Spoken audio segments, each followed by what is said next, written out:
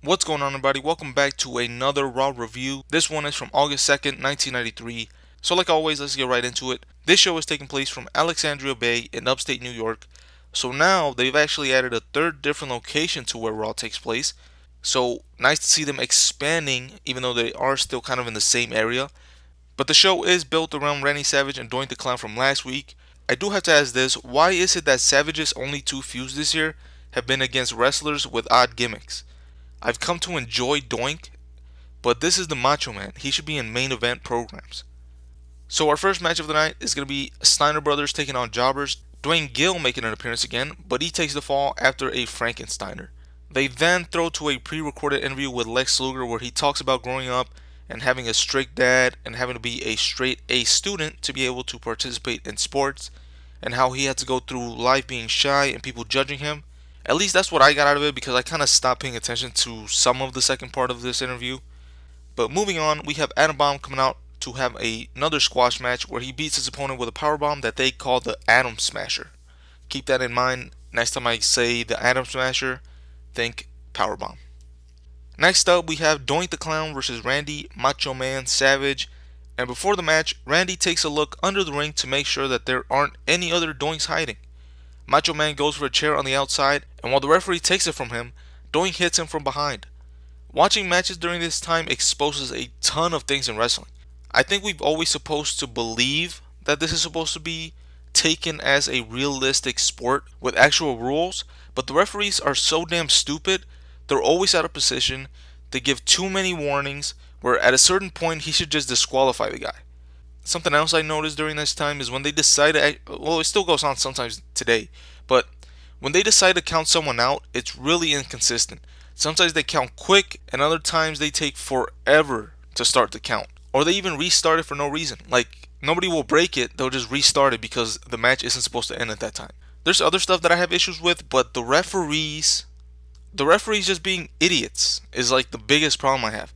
I wish that they would just tell the referees to do the job, and it's up to the wrestlers not to fuck up and to realize that they had to get back in the ring or not get disqualified, just to make it seem a little bit more realistic. If a 3 count happened when it's not supposed to, don't blame the ref. He's not the one that's supposed to kick out. So let me talk about the match, because if I keep talking about these refs, I don't even know what I'm going to do. Macho Man goes under the ring and comes out with a smaller Randy Savage cosplayer. This was the little surprise Savage was talking about on the last episode. Savage clocks Doink as he was chasing after the small Macho Man on the outside, gets the roll up, and picks up the win. It's so weird that they treat little people like children on WWF TV. Even with this guy, Macho Man picks him up and parades him around the ring for all the kids to cheer him. So they couldn't even make this the main event of the show. Obviously, it's not a main event caliber feud, but for Raw in 1993 with Macho Man, you would think, right? But next up, we throw to some footage of Ted Dibiase versus 123 Kid from the Wrestling Challenge show, where Razor Ramon comes out ringside. Dibiase tries to show off but gets slid over and pinned for the 123. So this is still going on with these guys, so I'm guessing this will lead to a tag match somewhere, maybe at SummerSlam. I legit have no idea what happens. I'm not just saying that for the sake of not spoiling future shows on these reviews. I for real have no idea what happens with these four guys: Money Inc., 123 Kid, and Razor. But then out of nowhere, we do have a surprise debut. Jim Cornette makes an appearance, and Bobby Heenan goes crazy for him and goes in the ring to introduce him. Cornette throws out a challenge for the Steiner brothers to defend their titles against his Smoky Mountain Wrestling guys, the Heavenly Bodies. I don't know much about them, but it sounds like they're good wrestlers, so it might be a good match. Again, I don't know when this will happen because we are so close to SummerSlam.